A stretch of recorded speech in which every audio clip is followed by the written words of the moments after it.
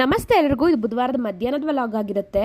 ನನಗಿವತ್ತು night shift ಇರೋದ್ರಿಂದ ಮಧ್ಯಾಹ್ನನೇ ಅಡುಗೆ ಮಾಡ್ಕೋಣ ಅಂತ ಹೇಳಿ ಮನೇಲಿ ಸ್ವಲ್ಪ ನುಗ್ಗೆಕಾಯಿ ಇತ್ತು. ಸೊ ಅದನ್ನ ಹಾಕೊಂಡು ಸಾಂಬಾರು ಮಾಡಿಡೋಣ ಅಂತ ಹೇಳಿ ನುಗ್ಗೆಕಾಯಿ ಆಲೂಗೆಡ್ಡೆನ ಕಟ್ ಮಾಡಿ ಇಟ್ಕೊತಾ ಇದ್ದೀನಿ. ಅದಕ್ಕೆ ಸ್ವಲ್ಪ ಹುಣಸೆಹಣ್ಣ ನೆನೆಸಿಡ್ತಾ ಇದ್ದೀನಿ.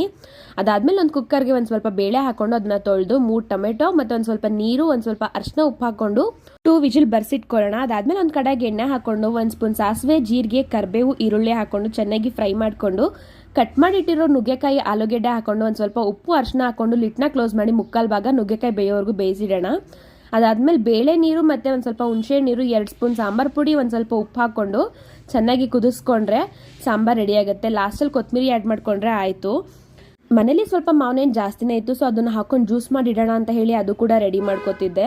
ಹಾಗೆ ಐಸ್ ಕ್ರೀಮ್ ಕೂಡ ತರಿಸಿಟ್ಟಿದ್ದೆ, ಸೊ ಅದನ್ನು ಹಾಕೊಂಡು ಇವತ್ತು ಜ್ಯೂಸ್ ಮಾಡ್ಕೊಂಡೆ. ತುಂಬ ಚೆನ್ನಾಗಿತ್ತು.